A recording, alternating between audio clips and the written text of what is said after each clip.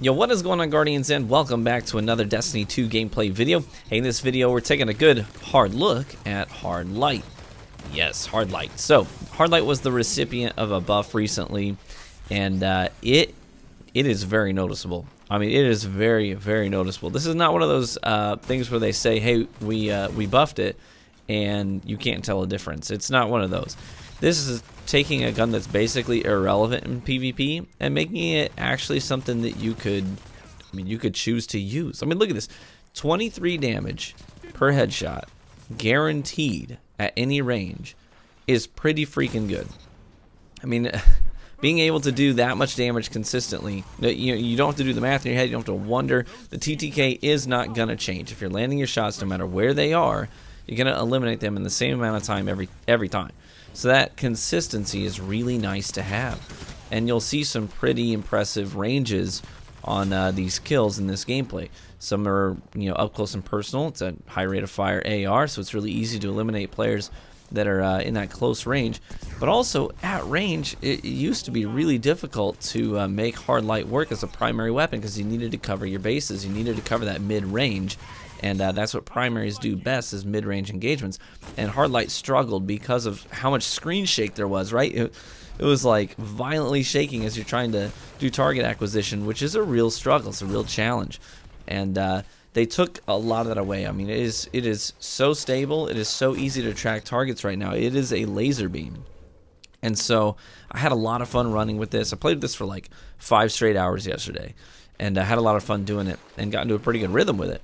And even getting some ricochet kills, angle in is your angle out kind of a thing, bouncing off of walls, and I actually was able to finish some kills that I had primed just by doing damage around cover by using the ricochet on Hard Light. And the mag size allows you to feel free to being creative with those kinds of engagements, so you can play around with the wall bangs. And another thing that's nice for doing is there's another play in here on Retribution where I prime a guy up, but I get really hurt in the process. I'm blinking red, and I know that any amount of damage is going to kill me after that. So I need to sort of deter them from pushing. So I just start spamming shots into the wall and bouncing them around the corner. Now, it's not hitting them, but you can see on the radar they clearly get some distance away from me because they're nervous about taking any additional damage due to that Hard Light. So it gives me just some space to work with, and I'm able to throw down a healing rift and get my health back. Now, Hard Light has changed a lot over the years. Back in D1, my favorite version of Hard Light was the way that it launched in Destiny 1. So Hard Light, if you're not familiar with the way that it was when Destiny 1 launched, was dramatically different. What it did was it shot these almost like a gyrosphere shape, right? It's like a little ball of light with sort of like this, almost like a Saturn ring around it. And they were sort of this grayish white little balls of light. And it was like a brawler weapon. They were really thuddy. It wasn't a laser beam like it is now. It didn't sound like some futuristic laser gun. It sounded like this real just brawler up in your face gun, and I loved that. Now there was a lot of vibration to it. It took some skill to be able to manage the recoil on Hard Light back then, but I loved this gun. I watched reviews of it when it first came out because I was trying to figure out what all exotics were in the game when the game launched, and I saw this guy had posted this review of it, and I was like, wow, I really want that gun. That looks awesome. And I didn't actually get it until Crota's End. Remember the raid? If you remember the Crota's End raid, the beginning of the raid was actually this lantern maze where the Thrall were chasing you through the darkness, and you could load that up every week on your characters just by yourself, and not actually try and complete the encounter, although that was pretty easily soloable. But what you could do was load into that maze and then just go hunting down the hidden chests. There was a chest that spawns in the maze. You just hug the left wall in the darkness until you find the correct alcove where it's hidden. And you could open up, I think there were actually 2 chests. But I would do that every week because you had a chance of getting an exotic out of that chest. So I'd go ahead and do that every week.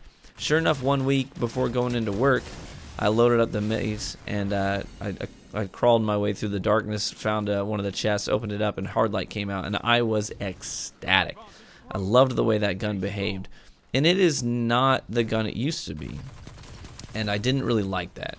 Late in Destiny 1, they changed it to being this laser gun instead of what it was, this real brawler-esque thuddy gun where you're bouncing little balls of light all around the map. That was so cool. And they changed it to be this laser gun. Didn't like that change. I still don't like that change, if I'm being honest. Sometimes it's hard for me to like using hard light because of my biases. I just remember what it used to be and the way that it was at launch, and I like that so much better than this laser gun. But I tried to sideline that and keep an open mind while using it yesterday, and I was pleased with the result. I think it's actually something you could choose to use in PvP now because of the stability, and you can see a lot of engagements here where the time to kill it's pretty freaking quick, and I'm outgunning even some pretty meta weapons at times if my target acquisition is good. Now, it's a struggle to use in environments where there's lots of cover and people are doing lots of peek shotting. That's where ARs really suck, to be honest. That's why ARs are a real challenge to use in like a competitive environment, because nobody's staying out in the open long enough for you to get that optimal TTK. So that's the problem, is people are peeking in and out of cover with something like a hand cannon where all the damage is done in one bullet, right? You pull the trigger once and you're getting big amounts of precision damage. You can't do that with an AR. So if you get somebody who knows how to play against an AR and do lots of peek shotting, they're gonna out DPS you every freaking time. And so that's the environment where ARs, regardless of what they are, really struggle, and hard light is no exception to that rule. But in 6s with the chaos, I had a lot of fun running this gun. I don't think it's going to be a competitor in the comp playlist. I don't think you're going to see any hard lights towards the high end of the comp playlist. And if you do, that person is intentionally handicapping themselves. But outside of that environment, in just the casual 6s environment, this is a pretty fun gun to use. I was pleased with it. I think it's reliable. It's an option that you could actually choose and play well with, and it's not a huge handicap in that environment. So hopefully you play around with this thing and you have a similar experience to me. I'm not going to tell you it's like a god tier weapon. Like I said, it won't cut it in competitive environments. But in the 6s, I think this is a fun choice, and I would highly recommend that you give it a shot. Take it for a spin, see how it feels, get some fun ricochet shots, and get some kills around corners. And that's always really fun to do. So hopefully you enjoyed the gameplay. You'll notice, by the way, a little commentary on the gameplay itself. The build I was running, I almost never run the top tree of Nova Bomb with Slova and Bloom. I loved Bloom as a perk in Destiny 1. It was fun to play around with that again yesterday, and you'll see I got a lot of multi-kills with various types of explosions, whether it was supercharging my vortex grenade and throwing it down, it killed somebody, Bloom made them blow up, and I got additional damage. And a lot of multi-kills doing stuff like that. I also figured, hey, let's just lean into this causing explosions thing. Let's put on chromatic fire. So a lot of my snipes, you'll see one of the clips here, I killed 5 guys with 2 bullets, right? I basically, on Retribution, I threw a grenade right on the opening engagement, slid around the corner, got a snipe in the head, and I got a triple kill because that guy died. He blew up, killed the 2 guys next to him, and then I take another snipe and kill another guy with a headshot. He blows up, kills the guy next to him. So 2 bullets, 5 kills.